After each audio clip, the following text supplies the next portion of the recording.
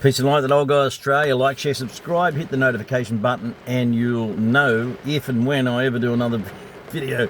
Yes, they're few and far between, and thank you to all the people, literally hundreds over the last probably 6 months, asking if I'm going to do any videos anymore. But look, so much happens on a daily basis. It's insane. You know, I think about doing one and I get home and something else has happened and something else has happened and something else has happened, and to be quite honest, you get inundated with stuff and it's really, really hard to find a focal point. That said, you know, we're in the middle of an East Coast storm down here.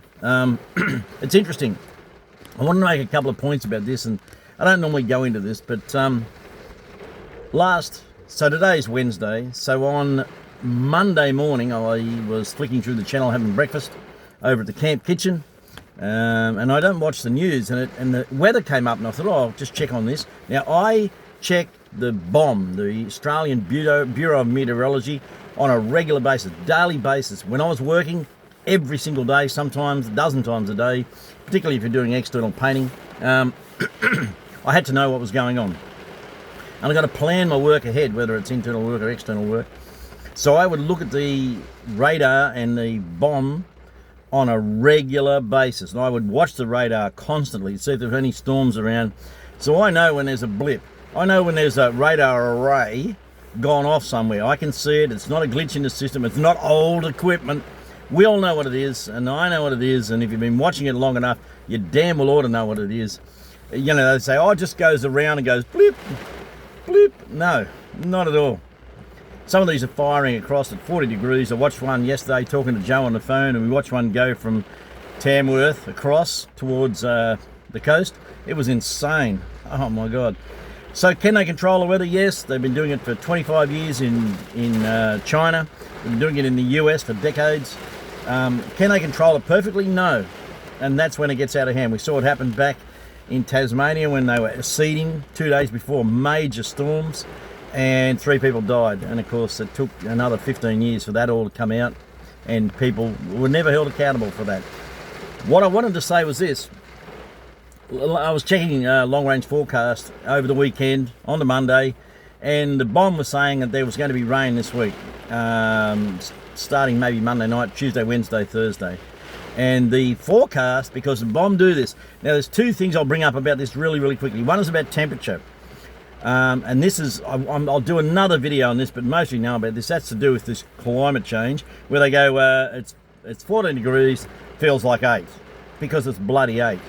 There's a reason they do this, and I won't go into it right now. And the other one is the percentages. They use this percentage thing, 75% chance of 5 mil, 50% chance of 10 mil, 25% chance of 3 mil or something, 5 mil. Only go in increments of 5, it looks like, anyway. You know, and it is mental. It's absolute, it does your head in. Like in the 20 years ago, they never did this, and they were quite full on and had to be fairly as consistent as they could be, although they did fail with their predictions. But now it's this airy fairy shite that they put up there. Now, I looked at the weather. I watched the long range weather forecast. The most was 10 to 70 mil for the far south coast. 10 to 70 mil. And it said winds of 30 kilometres an hour. So I didn't put my annex up. I was like, yeah, all right, a couple of guy ropes down. It's not a big deal. We're in the park. It is protected by a forest, but the wind gusts across the park. And I didn't worry about it too much at all. Next minute, they're saying, oh, it's going to be worse than we thought. We're talking like over 100 mil. We're talking the difference between a mop bucket and a fucking kayak. You know, that's what I'm saying here. You know, how can you have long-range weather forecasts costing $200 million a bloody year or whatever, and say, yeah, look, it's going to be 70 mil maximum? There was like a 15% chance of 70 mil, and there was a 75% chance of 10 mil. Now, that's a varying difference. That is huge. Then you get over 100, you know, and the winds were 120 kilometre an hour gusts. Last night, they were just insane. I can honestly say I was pretty freaked out. I didn't sleep very much. The sound of the old tin can van, of the rain hammering on the roof, is deafening. It is just deafening. It is so hard to even think, let alone go to sleep. Had no earplugs either. But the wind, the caravan, she was a rocking for all the wrong reasons. I got out there in the rain. I got the annex down. Should not have done it, but I got it down so it was down at a very acute angle toward the ground.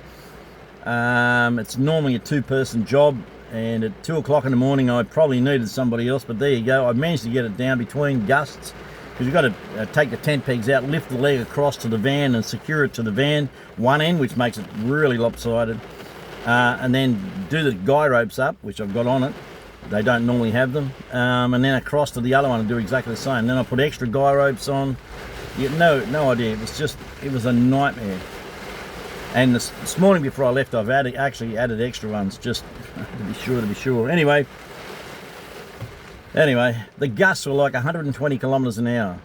Yet they only forecast 30 kilometres an hour. Now, if you're telling me that the Bureau of Meteorology, with all their sophisticated equipment and all their technology of today, couldn't tell me 3 days ago that the winds weren't going to be 30 kilometres an hour, they were going to be 100 kilometres an hour, stronger, and that the rain wasn't going to be 10 mil, it was going to be 10 times more, So Joe and I are on a call, and we were watching this thing from Tamworth shooting across towards the coast. 2 or 3 times within the space of probably half an hour, you could see it clear as a bell. Those who know. Those who don't, just go, mate, you're a tinfoil hat wearing conspiracy theory idiot, and that's fine. Have your opinion. I don't really care. Do your own research. You don't like it, that's up to you. But I'm telling you now, there's areas of the north, particularly poor old bloody Lismore, which is now having its 5th flood or 6th flood in 3 years. That's the side of Australia's major 15-minute city that they want to redevelop. Anyway, think of that what you will. But anyway, I'm just letting you know, these predictions that they put on TV, I did want to say this too. While I was watching that, the lady goes, we're going to cross now to Tom, whatever his blah, blah, blah name is. He's a chief meteorologist at the Australian Bureau of Meteorology. And she said, Tom, we've got this B.O.M weather event, B.O.M. What can you tell us about it? And he said, well, the first thing I can tell you is I've never heard of a B.O.M weather event. I don't know what that term means. It's not coming from us. We don't know where it's coming from or why you're using it. We've never heard of it. Right? And it was all over the news, all headlines, everywhere. You see, they knew. They knew. Poor old Tom at the Bureau didn't know. He had no clue. He's still going 30 kilometre an hour gusts and 10 mil of rain. But all the media knew. They all knew that, look, you got to push this. You got to get this to the people. You got to get this out there, scare the shite out of them. And we're going to make that happen. And it became a reality. And now the whole east coast of Australia is awash. I hope you're all okay. I know a lot of you won't. A lot of you are waking up this morning to some major damage. Mine's trivial. It just scared the crap out of me is all. I thought the van was going to topple over. But, some of you people have woken up this morning to some horrendous damage, and your lives have changed dramatically in the last 24 hours, and so have your towns and cities. I'm really sorry for all that. I wish it was different. We're thinking of you. I don't know what else I can say. There's certainly nothing I can do. But, we're aware of the situation. That's all I can say, So peace and light, that old guy Australia, on a dreary, dreary Wednesday south coast. Take care.